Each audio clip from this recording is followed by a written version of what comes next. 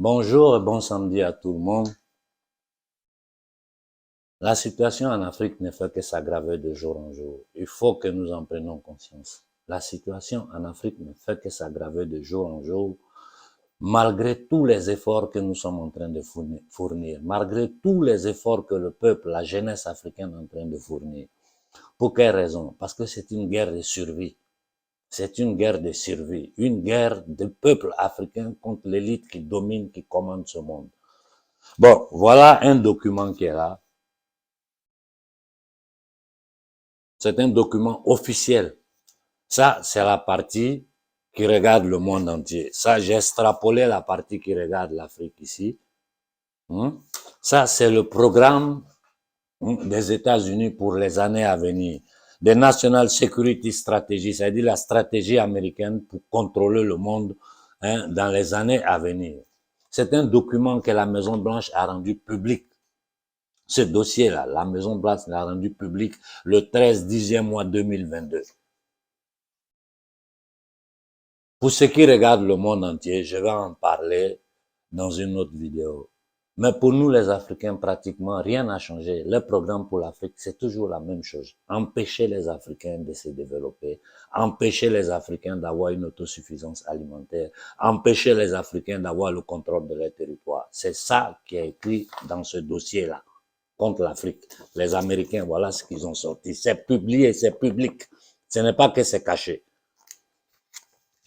Pour vous faire comprendre un peu la force du pouvoir satanique, de cette secte satanique contre laquelle l'humanité entière est en train de lutter en ce moment. Pour vous faire comprendre un peu, regardez le cas de l'Europe.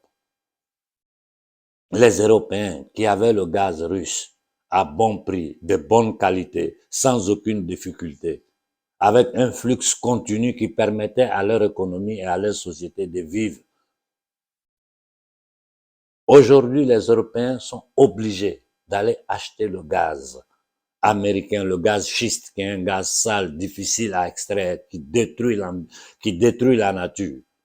Ceux qui parlent de sauver la nature, là, avec ce gaz-là, l'extraction de ce gaz-là, ils commettent des dégâts ambientaux que vous ne pouvez même pas vous imaginer. Transportés dans des bateaux, envoyés en Europe à des prix exponentiels, obligés à construire des regasificateurs un peu partout en Italie en ce moment, comme en Europe. Comment vous pouvez comprendre que des États comme l'Italie, la France, l'Allemagne acceptent une telle subordination au détriment de leur peuple, de leur économie, pour supporter la pensée, la direction que les États-Unis, c'est-à-dire le pouvoir anglo-saxon, parce que les États-Unis ne sont rien d'autre que le bras armé de l'Angleterre, mettant le peuple dans le froid, une fin programmée qui est en train de venir, l'occupation qui est pratiquement devenue quelque chose de rare en Occident aujourd'hui. Les dirigeants occidentaux imposent ça à leur peuple pour suivre le projet américain. C'est pour vous faire voir comment ce pouvoir-là est puissant. Donc, si un pouvoir comme ça est capable de soumettre tous les gouvernements occidentaux à travers l'Union européenne, qui est leur création, qui n'est rien d'autre qu'une association des nazis, imaginez-vous nos petits présidents dans nos enclos coloniaux, dans le camp de concentration Afrique. Voilà pourquoi j'ai dit chapeau au colonel Koïta, à tout ce qu'il a pu faire jusqu'à aujourd'hui. Et vraiment, je suis vraiment heureux. C'est une belle journée pour moi. Je ne vous le cache pas, du fait que le Premier ministre Choguel soit retourné et qu'il reprenne ses fonctions, qu'il continue le travail qu'il a commencé.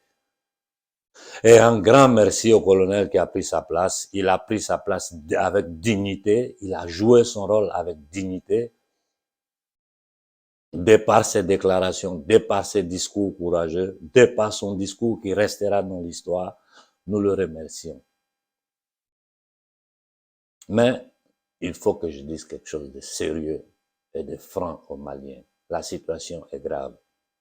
Aujourd'hui, Kidal est aux mains aux rebelles. Ils se permettent même de faire des revendications. Mais nous savons que derrière tout ça, il y a la France et l'Amérique. Je vous ai montré des National Security Strategy des Américains. C'est là, c'est public. Ils l'ont publié le 13-10e mois 2022. N'importe qui peut aller lire la partie de l'Afrique. Pour nous, rien n'a changé. ils disent de nous tenir en esclavage. Il ne faut pas que nous cultivons ce que nous mangeons. Nous devons manger les excédents qui viennent de l'Europe. Comme on est dans une condition où il n'y a plus d'excédents, ça veut dire que nous, on ne doit pas manger. Notre peuple sera attaqué par tous les moyens, avec les armes biologiques, les armes météorologiques. Ils vont nous attaquer par tous les moyens. Il faut que nous soyons conscients de ces fils de Satan contre qui nous sommes en train de combattre. Si vous voyez ce qu'ils sont en train de faire subir à la société civile occidentale, en soft power, mais c'est incroyable la barbarie de ces gens qui gouvernent ce monde. Et nous avons un autre problème. Ça, je le dis, la main sur le cœur à tous les Maliens. Aïssa Bari, pardonnez. Aujourd'hui, là, comme le colonel Koïta l'a si bien dit, je suis un jeune, si je choue, c'est toute la jeunesse africaine qui échouera. Donc vous devez vous rendre compte de ce que ça signifie.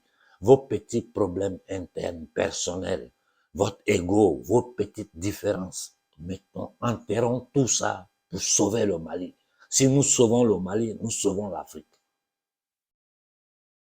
Et j'ai dit au colonel, approchez-vous plus des jeunes, approchez-vous des jeunes activistes qui travaillent pour le peuple malien et protégez-les contre tout magistrat qui essaiera de les attaquer. Et j'ai dit, sachez que les ennemis internes sont plus dangereux aujourd'hui que les ennemis externes. Et il faut neutraliser tout ennemi interne sans pitié ni hésitation. Aux États-Unis, ils ont ce qu'ils appellent l'État le plus criminel de cette planète-là. Ils ont ce qu'ils appellent le Patriot Act, celui qui trahit là. On te prend, on te jette en prison, on ne te juge même pas. Chez nous, les gens trahissent, ils sont là, ils se baladent comme ils veulent, personne ne peut rien leur dire. Tout ça doit finir. Tout ça doit finir. Le clientélisme doit finir. Dans une révolution, il y a certaines choses qu'on doit éliminer, sinon ce n'est pas possible. En tout cas, je félicite le gouvernement malien. Mettez en acte toutes les stratégies pour sortir du franc CFA et de la CEDEAO. Ça sera la mort de la CEDEAO. Mais Maliens, rappelez-vous bien que vous êtes dans un combat de survie, pas pour vous, pour toute l'Afrique. Voilà pourquoi toute l'Afrique a les yeux fixés sur le Mali. Depuis des années, nous concentrons tous nos efforts sur le Mali. Parce que si ça va pour un, ça va aller pour tout le monde. Et eux, ils le savent. Voilà pourquoi, les prochains mois, ils feront tout ce qu'ils peuvent pour détruire le Mali. Mais moi, ici, je lance un direct aux Américains. Si vous jouez avec vos services secrets, toutes vos structures, vos pourritures des Nations Unies, tout ce que vous avez, pour tenter de faire quoi que ce soit contre le Mali ou un pays africain, nous allons vous montrer de quoi nous sommes capables sur le territoire africain. Nous allons vous montrer que quand vous êtes venus attacher nos ancêtres pour les envoyer les faire esclaves pendant 400 ans, là, aujourd'hui, l'Afrique d'aujourd'hui et l'Afrique d'hier, ce n'est plus la même chose.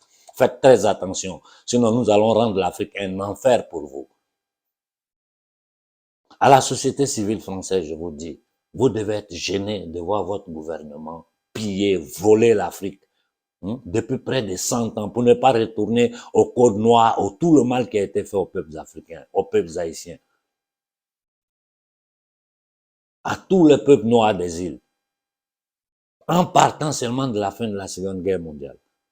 Aujourd'hui, ce que la France est en train de faire aux îles Comores, c'est sous les yeux de tout le monde.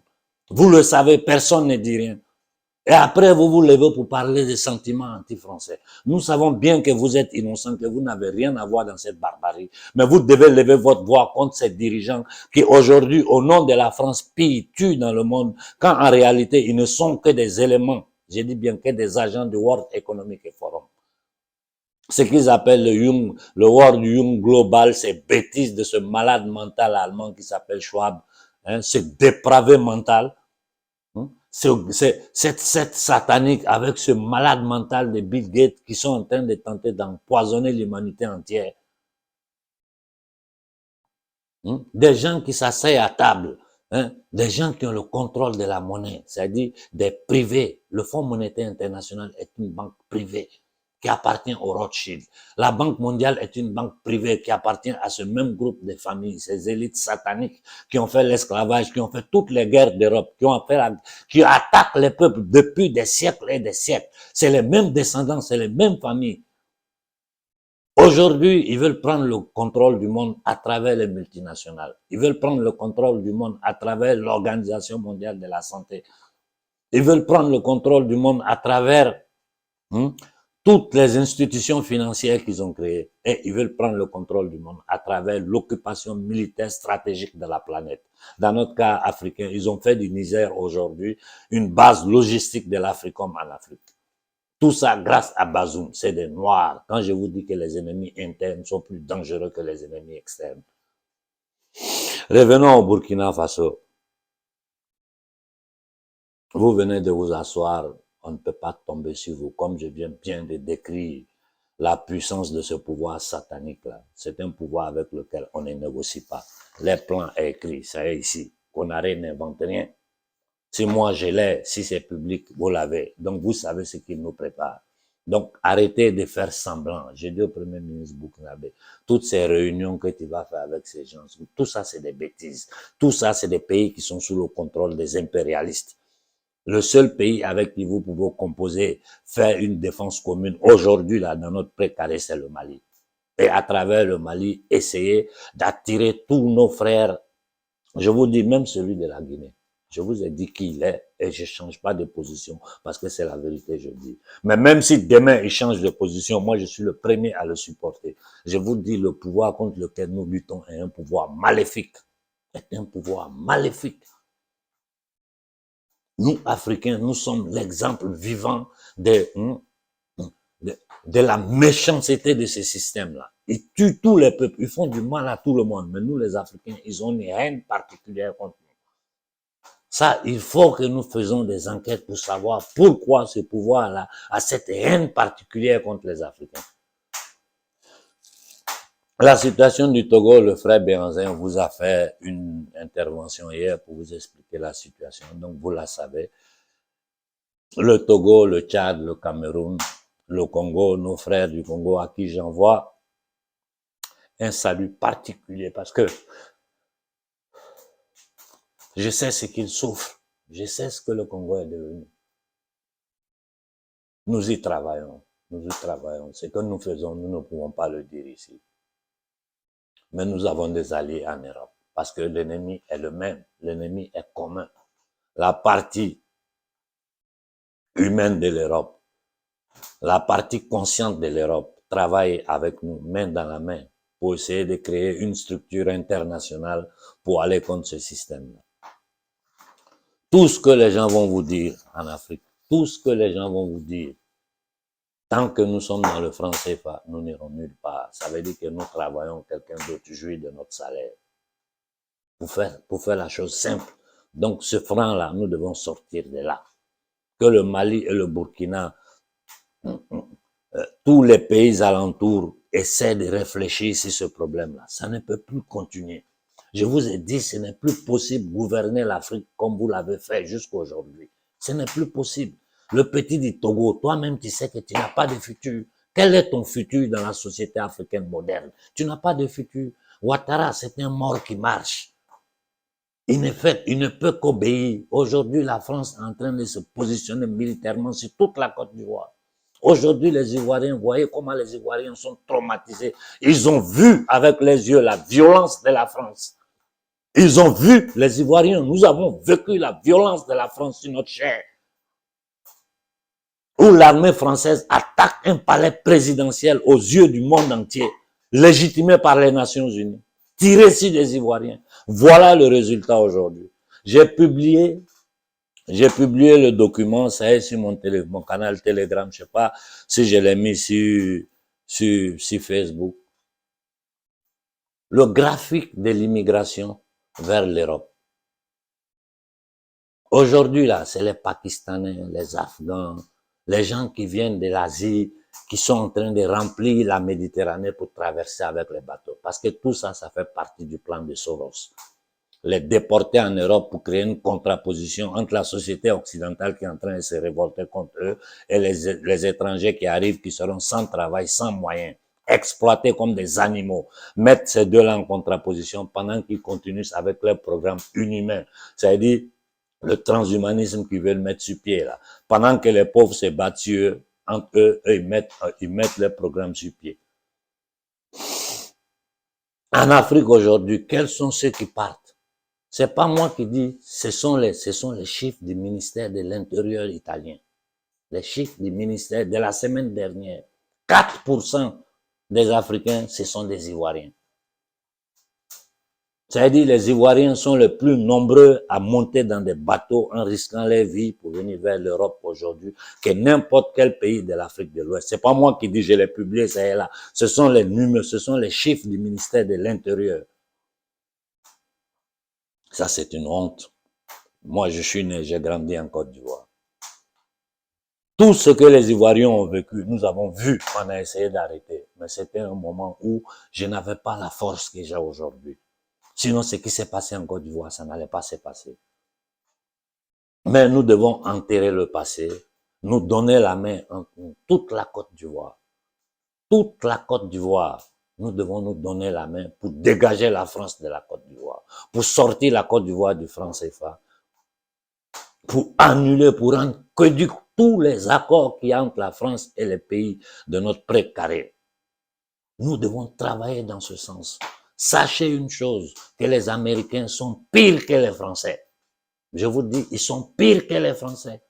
Et aujourd'hui, la France est sous le commandement des Américains. Et l'Amérique est sous le commandement de cette satanique rothschildienne. Les Morgan, les Warburg, les Rothschild, les Rockefeller. Tous ces gens que vous voyez, ils font partie de la secte. Les Elon Musk, les Bill Gates, les Soros. Tout ce gros monde-là, c'est cette satanique-là. Ce sont les soldats de cette satanique qui gouvernent ce monde. Et leur projet pour l'Afrique, ça est ici. C'est pas caché, c'est officiel. Donc, nous devons prendre conscience. Nous devons prendre conscience. Je dis à nos frères du Tchad, soyez forts. En moment d'adversité, il faut être fort. Nasra et le petit débit travaillent pour ces mêmes ennemis. Donc, c'est à l'intérieur du Tchad, vous devez trouver des hommes dignes pour prendre en main le destin du Tchad, comme nous avons eu la chance de l'avoir au Mali. Je vais finir en disant à mes frères maliens, frère Sabari, pardonnez. Je vous en prie. Vous avez une grosse responsabilité devant Dieu et devant les hommes. Arrêtez les guerres internes. Arrêtez ça. Concentrez-vous sur la libération de Kidal. Choguel, tu es revenu. Concentre tous tes efforts sur ces deux choses-là. Libérer Kidal et sortir le Mali du franc CFA. Le reste viendra seul. Nous, depuis notre position ici, nous essaierons chaque jour de faire sentir notre voix à la société civile occidentale, les tendre dans la main dans ce combat commun contre le mal global. Voilà, je m'arrête là pour ce matin. Je souhaite bonne fin de semaine à tout le monde. Soyons forts devant l'adversité. Nous allons gagner ce combat. Bonne journée.